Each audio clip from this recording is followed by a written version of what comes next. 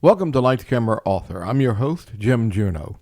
Juliet Prowse was a young South African dancer and entertainer who burst into the international spotlight with her very first Hollywood film, In Can Can. Talented, striking, and undeniably exotic, she quickly captivated the media, and her high-profile engagement to Frank Sinatra only intensified the public's fascination. But was it truly love? And how did Sinatra feel about Juliet's on-screen and off-screen chemistry with Elvis Presley during the filming of the movie G.I. Blues? Unhappy with her contract at 20th Century Fox, Juliet made the bold move to break free.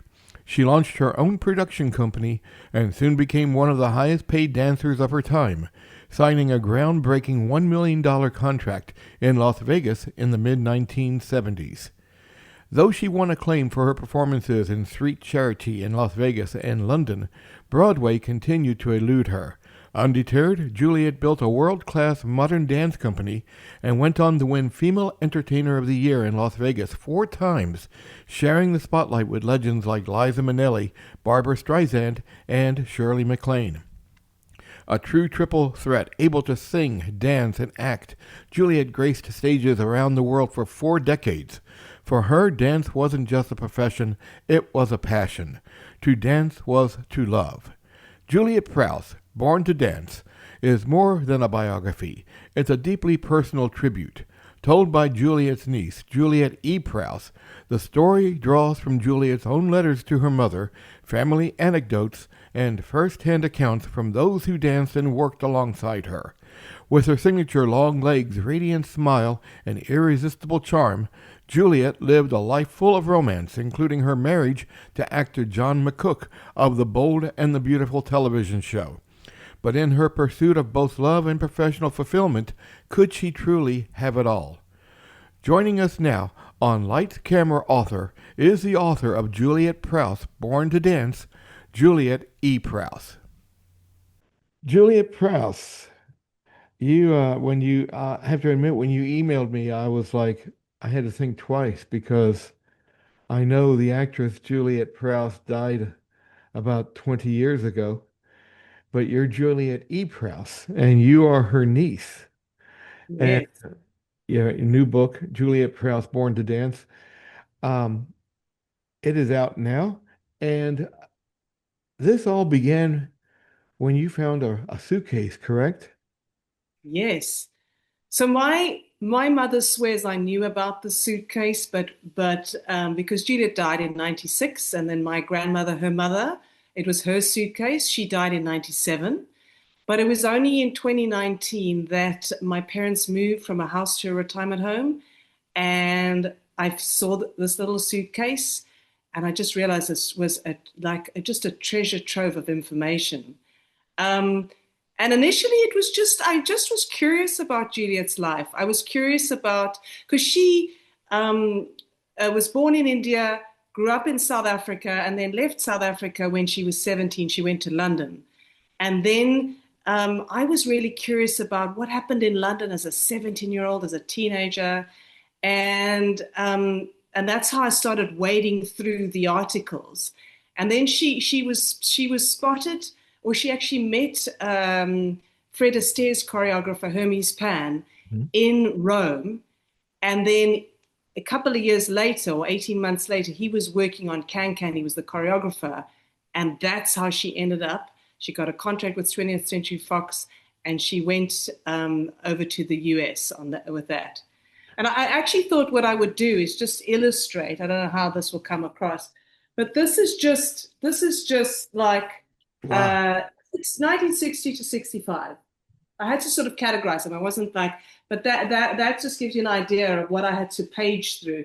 This is obviously the Sinatra Elvis era, so that's why it's the bulkiest.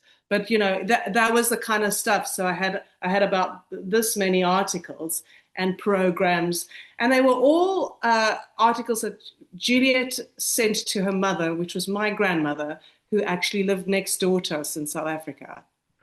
So Wow. that started the whole process. Now, we talked a little bit about this before the interview. Now, the book is available on Amazon and Barnes and Noble and all over the place. Um, but there's an updated edition out now, correct?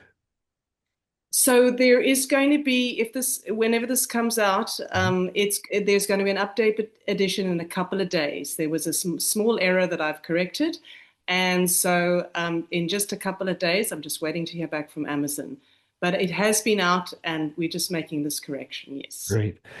And Barnes and Noble. It's a different platform. The correct versions is on Barnes and Noble. It's been a huge. I decided to self-publish, and it's been a huge journey for me. I'm a first-time author and a first-time publisher, so I'm learning as I go along. I can imagine. And I was reading about Juliet Prowse, your aunt, and you showed the Sinatra and Elvis era. She had when she was in GI Blues with Elvis. Correct me if I'm wrong, but she only had one major part in a picture in a motion picture before that. Correct? Yes, and I mean, and it was really so the opportunity that she got in Can Can was as principal dancer.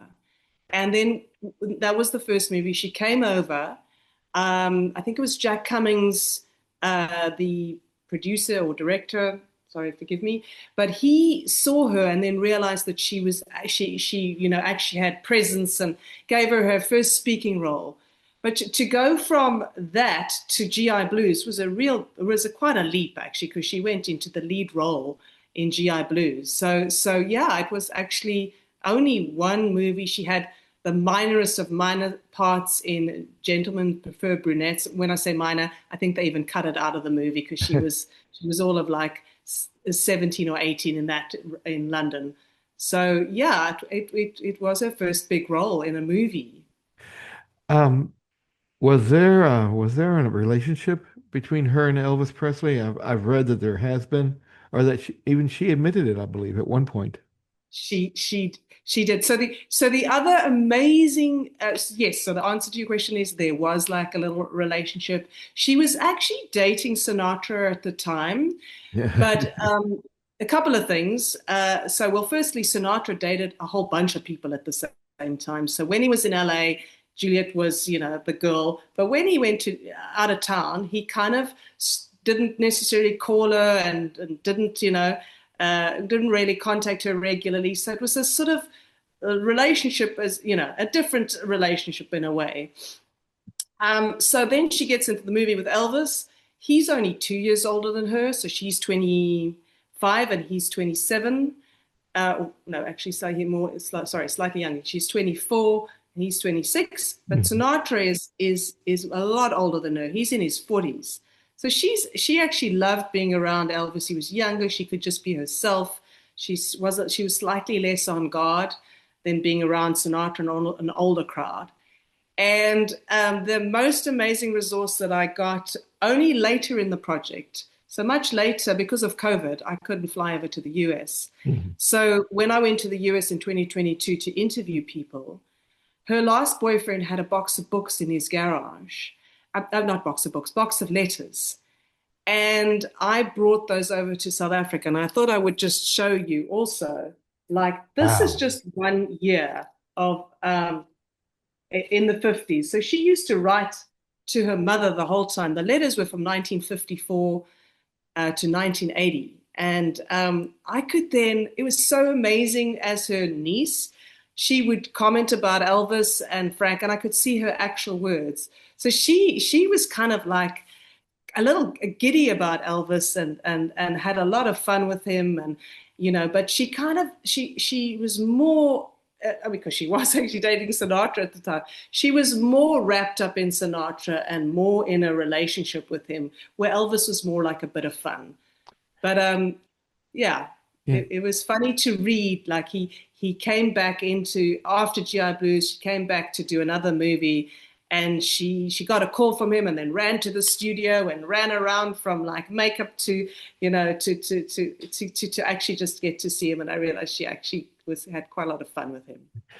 For those of you who may not realize, if you listen to the accent, I want to let people know you're in Cape Town, South Africa, and Yes. and of course we do the show from Richmond, Virginia. But this is what I love about the internet and Zoom is that you can be half a world away, and it's like you're in the next room. Um, And that is also, I mean, that's something that your aunt did not have the advantage of, but she was well known all around the world nonetheless. She was well known, and what's lovely to me, so South Africans, because she went over to the US as a South African as such, they still claim her, she became a US citizen in about 1980. But I've interacted with people of sort of like of my aunt's age group and younger, and there's a wonderful a recognition of what she was as a talent. I mean, I know in the US, so so there's this interesting reality. I share the name of this famous person. So my whole life, I would go somewhere, well, be it the post office, be it to pick up some, copies from the copy shop, and I would say Juliet Prowse, and then people would react to my name. So in South Africa and the US, they've reacted the whole time to my name. In I lived in London for many years, and it was interesting. Not as much, but Elvis fans would know that she was in GI Blues with Elvis. And that wasn't the only movie she was in. Now, she was, what would you call her? Would you say she's more well known for movies or stage?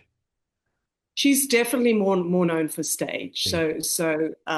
She was in more movies, but I would say that because firstly she loved stage more than she loved the process of making movies. So she loved the audience interaction and the energy and the whole experience. I think of being on stage with. She really loved that whole environment. So other dancers and choreographers, and whereas movies, the sort of a take and then a cut and a take and a sitting around, I think she didn't enjoy that as much. So she I would say is more well known in musical theater and for her own act in Las Vegas than specifically the movies that she did, besides GI Blues. Yeah. Amazingly, and one more question about GI Blues, they didn't allow her to sing her songs. Her voice was dubbed, wasn't it? I'm not 100% sure on that, but I know that so her voice wasn't she developed her voice, I'd say, over time a little bit. So I'd imagine in the beginning they would think that her voice maybe wasn't strong enough, but I didn't know if she was dubbed or not actually, Okay. because it was mainly Elvis singing, Yes, and you know. indeed. I mean, it Yeah. was, I mean, that's what not to sell her short at all, but that's what people were going to the movies to see was Elvis. And, but you know, okay, it's an Elvis movie, but she was really, I think it was right after he got out of the army, wasn't it? Yeah, in the book I wrote that I felt it was almost sort of slightly autobiographical Mhm. because he literally just come out of the army. He'd done a movie 2 years earlier, and he was a bit apprehensive about because he'd been out of the limelight for 2 years in the army, and he wasn't really sure, if rock and roll had lasted, and obviously it had. Yeah. And then he realized also that he could use movies as a vehicle for his music. I see. So he'd make albums, and actually the GI Blues album did very well. It did. And now your aunt, and a lot of people may not know this, but during the 70s, sh- maybe 80s too, she was well known for being in a television commercial.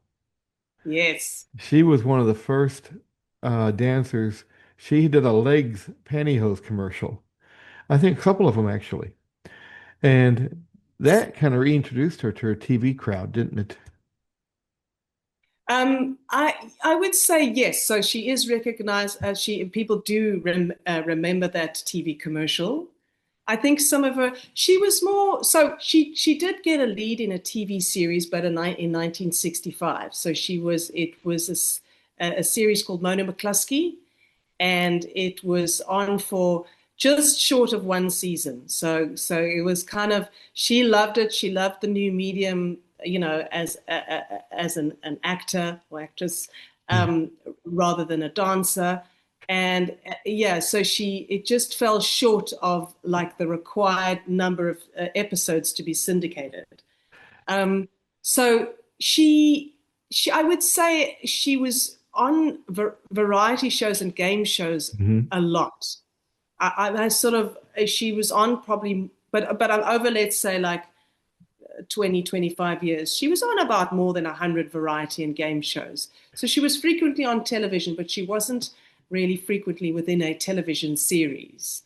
Um, It would seem like a lot of actors, when they're doing game shows, would look down upon it, like, oh, I've got to do a game show. But your aunt actually, excuse me, hit the microphone there. Your aunt actually and loved doing that, didn't she? I would say, yes, she did. I mean, well, we sort of joke a little bit about the Prowse competitive spirit because we have it in my generation and then in the nieces and nephews, so so Juliet was a lot of fun as a human being. She was a great character. She had a great sense of humor, a lot of fun energy about her as we experienced as her nephews and nieces. So yeah, she was open to going on to game shows, and I think one of the interesting things about her, I think she understood a little bit about the publicity that she could get just by if she was offered a game show, if she on variety shows. In the beginning, she had to push to get onto variety shows, but once she did specifically Sweet Charity, she did. So Gwen Verdon did. Bob Fosse created a Sweet Charity for Gwen Verdon, and Gwen Verdon did it on Broadway. But then they asked Juliet to do it in Vegas, and Juliet did it in Vegas for 6 months. And that really catapulted her. From then onwards, people were asking her to be on variety shows. She then went from Vegas and did it in London for another 6 months. So that's why I say she's more known in musical theatre, and that really sort of helped her as far as uh, how people they would ask her to be on variety shows rather than her asking them if she could come onto their variety shows. Now, near in the 90s, or I believe it was 94, when she was diagnosed with pancreatic cancer, which a lot of people would have said a lot of people would have said, "Oh, I'm going to retire," but your aunt really fought that, and she fought it to the point where it went into remission, and she was able to go to Vegas and be in a stage show, I believe, Sugar Babies with Mickey Yes, Rooney. Mickey Rooney. Yeah, Yes. I would say that's typical Juliet. Like she had a willpower and a drive like no one else, But I suppose anyone who wants to really make it in the entertainment industry, you need a drive and a belief. So pancreatic cancer is one of the tough cancers, and actually, so she did come out of remission. Oh, she went into remission rather, and then sadly, it was relatively close to when it came yeah, back came and back.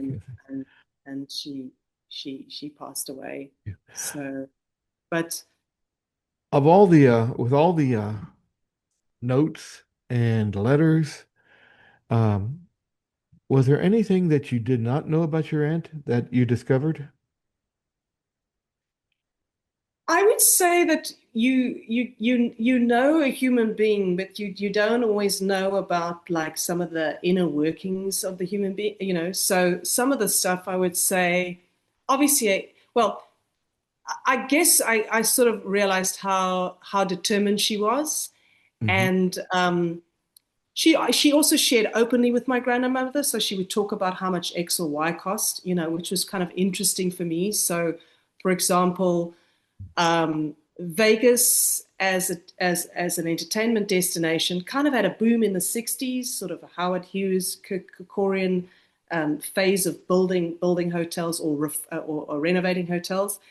But then in the 70s, there was both an economic struggle and Vegas sort of struggled a little bit or quite a bit, and you had to innovate and be creative in your show to remain relevant.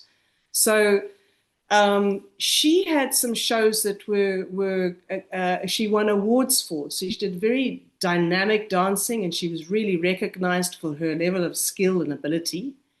So I didn't. It was just sort of to see how much she put into it. Her show, for example, her show in 1977, she created a brand new show. It cost her $200,000 to create the show. It was her own show.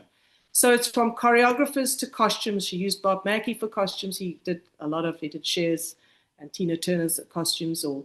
and and it was the level that she went to work with the right kind of people.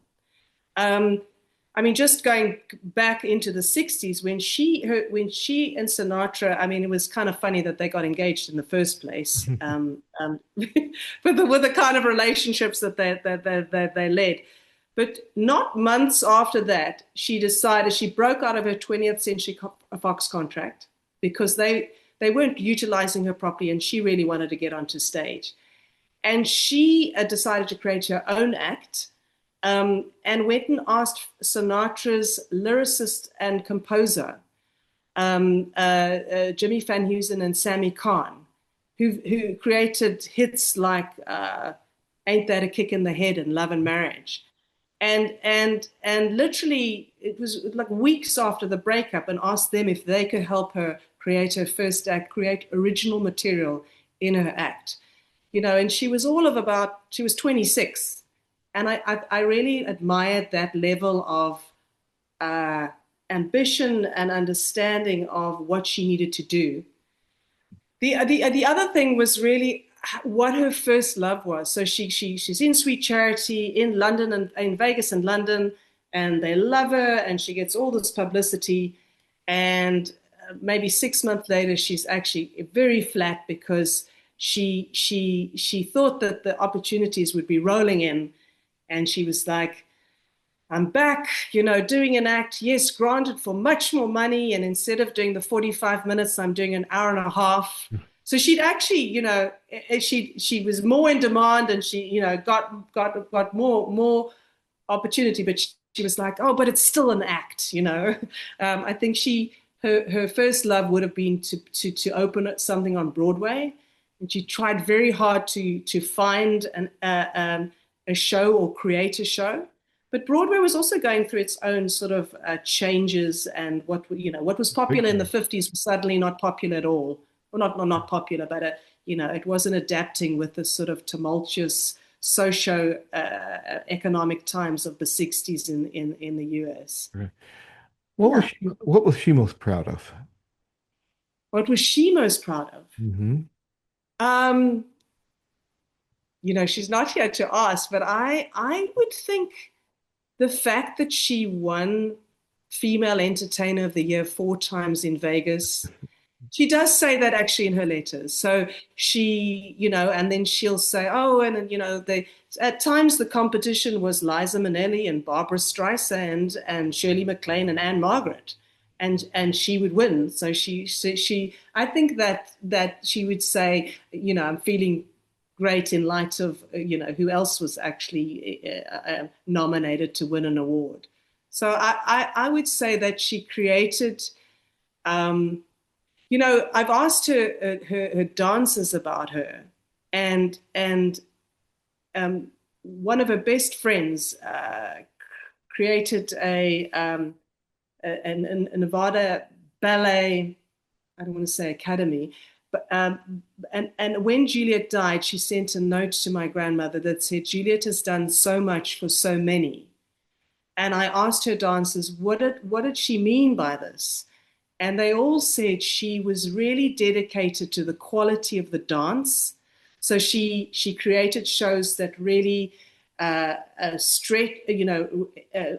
showed or really showed her ability and her dancer's ability.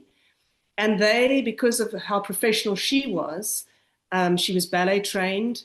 They rose up to the occasion to dance their best with her. So I think even though when it's her dancers saying this about her, I think that would make her very proud that they felt like they were. as one dancer said, and he danced with everyone, Anne Margaret and Chita Rivera, and he said, I felt like I was working for a world-class modern dance company. And this was her act in Vegas, and she did it around the US. It wasn't only in Vegas. She toured with that act. So I think she'd be very proud that she created and showcased the level of dance that she did. Fantastic. Well, the book is Juliet Prowse, Born to Dance, and the author is Juliet E. Prowse. And the book is available on barnesandnoble.com. That's where we'll say that because that's where you can get the newest edition. And Juliet, I want to thank you for being on Lights Camera Author today. Thank you so much. It's been lovely to chat to you.